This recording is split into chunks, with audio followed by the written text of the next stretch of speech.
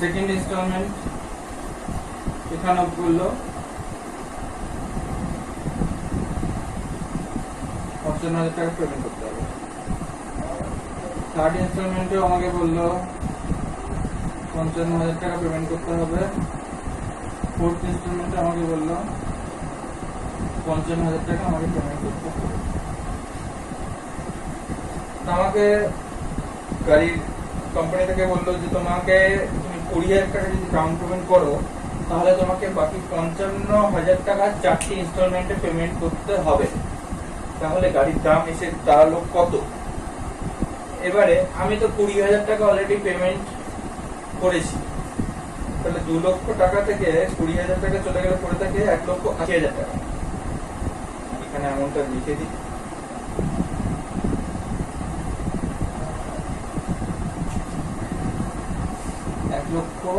এখানে 80,000 টাকা।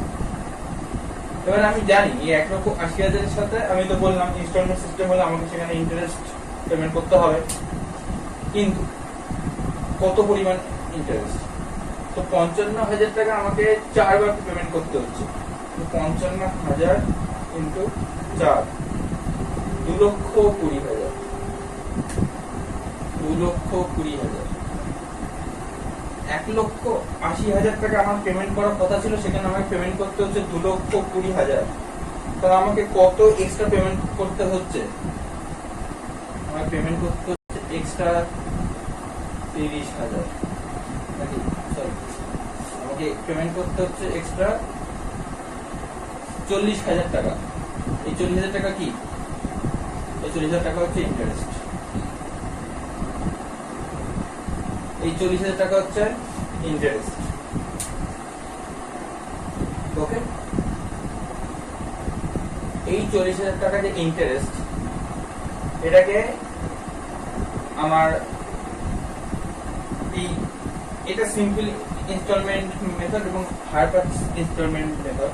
তাহলে আমার ক্রেডিট প্রাইস কত দাঁড়ালো?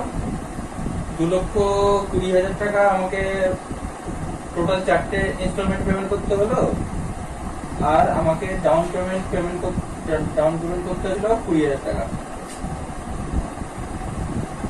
ডাউন পেমেন্ট করতে হলো 20,000 টাকা। তাহলে আমার টোটাল ক্রেডিট প্রাইস পড়লো 2,40,000 টাকা। তাহলে 2 লক্ষ টাকার গাড়ি ইনস্টলমেন্টে কিনলে এবং 4টে ইনস্টলমেন্টে পেমেন্ট করলে আমাকে পেমেন্ট করতে হবে 2,40,000 টাকা। ক্রেডিট প্রাইস আছে 2,40,000। ওকে, তো এটাই হচ্ছে আমাদের টোটাল সিস্টেম। আমাকে তাহলে ইন্টারেস্ট পেমেন্ট করতে কত হলো? এটা ছিল আমার ইনস্টলমেন্ট প্রাইস, আইএনএস প্রাইস, আর এখানে হচ্ছে আমার ডিপি মানে ডাউন পেমেন্ট। ওকে, আর তাহলে গাড়ির দাম হচ্ছে 2 লক্ষ টাকা। ক্যাশ প্রাইস 2 লক্ষ, আর গাড়ির দাম শেষে কত দাঁড়ালো? 2,40,000। তাহলে আমার 40,000 টাকা কি ইন্টারেস্ট? 40,000 টাকা হচ্ছে আমার ইন্টারেস্ট। দুই মিলে দাঁড়ালো 2,40,000। কিন্তু এটা তো সিম্পল ইন্টারেস্ট, সিম্পল মেথড, সবাই এটা বুঝতে পারছে। কিন্তু এবার এই instalment, simple instalment, hire purchase ইনস্টলমেন্টে এটা তো আমি যেটা বললাম এটা তো সবাই বুঝতেই পারছে যে এই ইনস্টলমেন্ট মেথডে এটা এইভাবে টাকা পাবে। কিন্তু হায়ার পারচেজ ইনস্টলমেন্ট মেথডে এক্সট্রা কি আছে যেটা আমাদের এই চ্যাপ্টারে দিয়েছে? তাহলে তো সেটা এটা শেখার মানে নেই, এটা দেওয়ার কোনো মানে নেই। আমরা তো এটা জানি অলরেডি, সবাই মোটামুটি জানি, যারা আমরা জিনিসপত্র কেনাকাটি করি তারা সবাই মোটামুটি জানি এই জিনিসটা। তো এবারে আমাদের অ্যাকাউন্টিং বোর্ড, আমাদের আইসিআই কতগুলো পার্থক্য তৈরি করেছে এই দুটো ইনস্টলমেন্ট সিস্টেমের থেকে। বলছে না, হায়ার পারচেজ ইনস্টলমেন্ট মেথডে কোনো চেঞ্জেস হয়নি, সেই সিস্টেমে কি এই ইনস্টলমেন্ট মেথডে যেমন করে টাকা পেমেন্ট করতে হয় এখানেও সেইভাবে আমাকে টাকা পেমেন্ট করতে হবে। নাথিং চেঞ্জেস, কোনো চেঞ্জ নেই। বাট এই দুটো ইনস্টলমেন্ট কিন্তু ইনস্টলমেন্টের যে ধর্ম, বৈশিষ্ট্য পুরোপুরি আলাদা। আমাদের বৈশিষ্ট্যটা জানতে হবে, আমাদের ফিচার্সটা জানতে হবে। সিম্পল ইনস্টলমেন্ট মেথড আর হায়ার পারচেজ, যে আমাদের অ্যাকাউন্টিং বোর্ড কেন নতুন ভাবে এই ইনস্টলমেন্ট মেথডটাকে ইন্ট্রোডিউস করলো আমাদের সিলেবাস বা আমাদের যে বাইং প্রসেসের মধ্যে, এটাতেই তো আমরা ভালো ছিলাম। বললো না, এর মধ্যে অনেকটা ফাঁকা, মানে অনেক মানে খামতি আছে, যার মাধ্যমে এই পদ্ধতিতে অনেকে অনেক মানে অসৎ উপায় অবলম্বন করতে পারে। এই পদ্ধতিতে অনেকে কি করতে পারে, আমার ইনস্টলমেন্টের যে টাকা সেটা দেখা গেল পেমেন্ট করলো না, দেখা গেল এই 55,000 টাকা করে দুবার ইনস্টলমেন্ট পেমেন্ট করার পরে 3বার থেকে 4বার থেকে আর দিল না, 3বার থেকে 4বার থেকে আর পেমেন্ট করলো না, পেমেন্ট না করে সে দেখা গেল পালিয়ে গেল, তাকে আর খুঁজে পেলাম না। কোম্পানি কি হবে, বসে যাবে। আমার কোম্পানি যে বিক্রেতা তার কি হবে, লস হবে।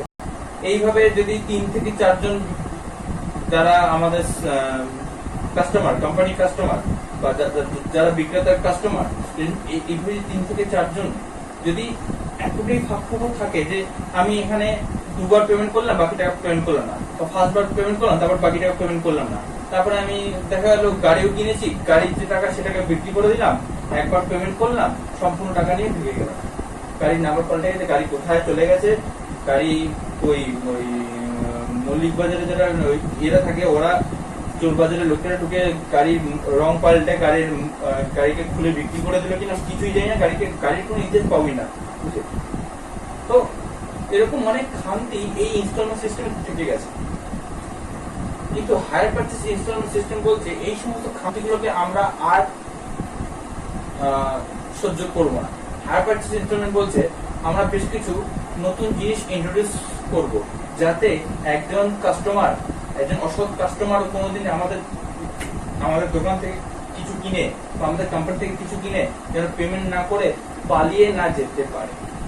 তার জন্য আমাদেরকে কিছু রুল মেনটেন করতে হবে।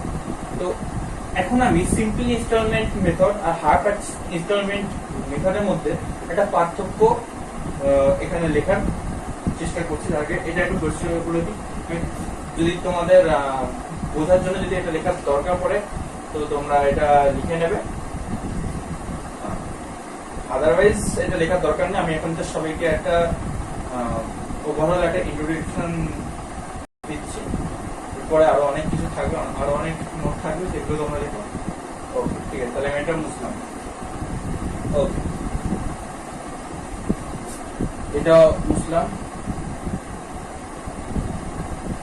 এইটুকুই শুধু লিখে রাখছি এখানে যে ক্রেডিট সিস্টেমে আমার পেমেন্ট হচ্ছে 2,40,000।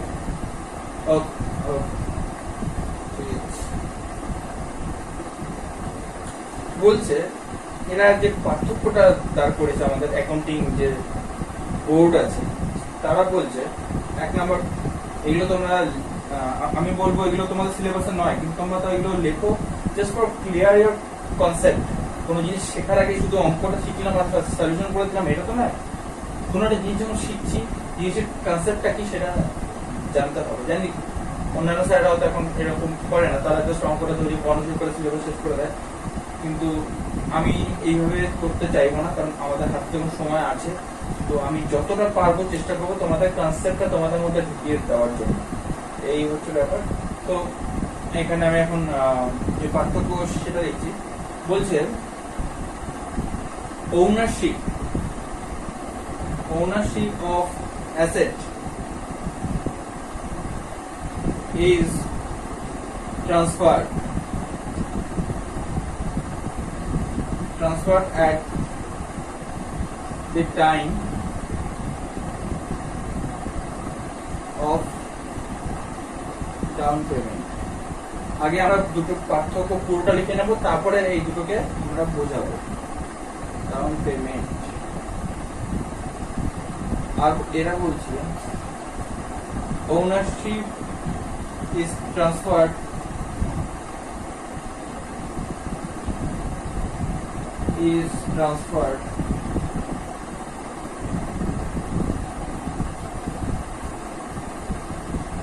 after making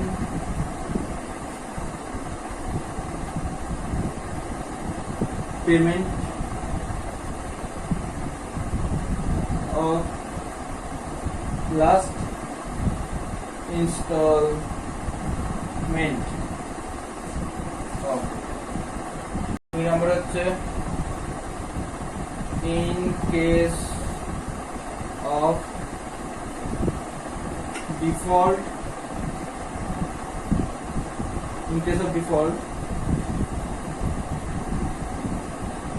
goods cannot be repossessed.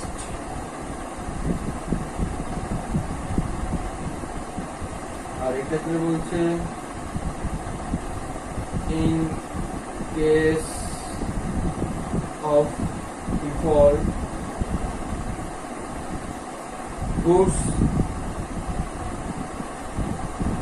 can be repossessed.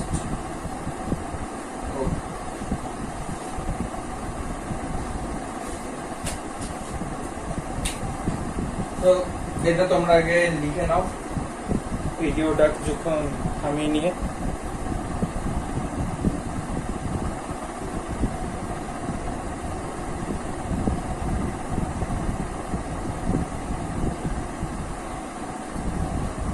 এরা বলছে সিম্পল ইনস্টলমেন্ট মেথডে বলছে ownership of asset is transferred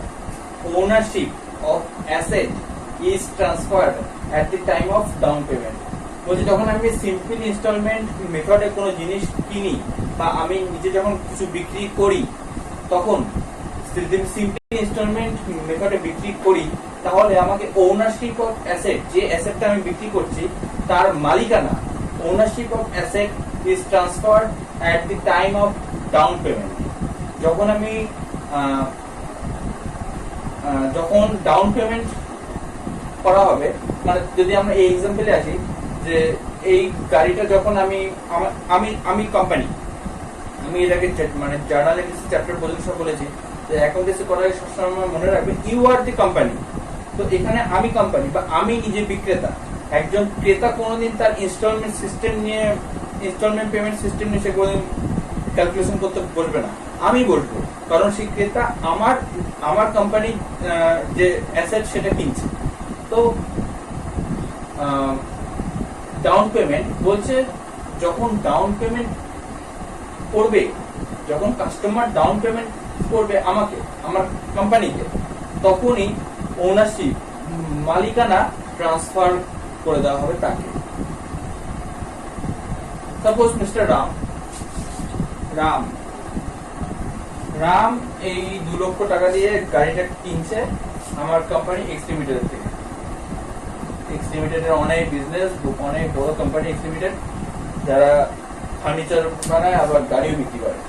তো রাম এক্স লিমিটেড থেকে এই গাড়িটা কিনছে 2 লক্ষ টাকা, যে গাড়িটা যার ক্যাশ প্রাইস হচ্ছে 2 লক্ষ টাকা, সে 20,000 টাকা ডাউন পেমেন্ট দিয়ে গাড়িটাকে বাড়িতে নিয়ে গেল। তো যদি সে সিম্পল ইনস্টলমেন্ট সিস্টেমে কেনে তাহলে তাকে সেদিন কি তার মালিকানা ট্রান্সফার করে দেওয়া হবে। সেদিন কি বলা হবে যে এই গাড়ির সরকারি আইন অনুযায়ী এই গাড়ির মালিক বর্তমানে আপনি বলে আমার তাকে গাড়ির যে কাগজপত্র, গাড়ির মালিকানার নাম সহ যে কাগজপত্র সেটা তার হাতে তুলে দিতে হবে। কিন্তু হায়ার পারচেজ ইনস্টলমেন্ট মেথড বলছে ownership is transferred after making payment of last installment. তোমাদের আমি বলুন এটা আরেকটু ভালো করে ব্যাপারটা আমি বুঝিয়ে দিই যে এখানে আমি লেখাটা আমি একটু, তোমরা ভিডিওটা পজ করে নিয়ে এই লেখাটা লিখে নেবে। এটা হচ্ছে সিম্পল ইনস্টলমেন্ট মেথডের যে 2টো পয়েন্ট, আর এটা হচ্ছে হায়ার পারচেজ ইনস্টলমেন্ট মেথডের যে 2টো পয়েন্ট।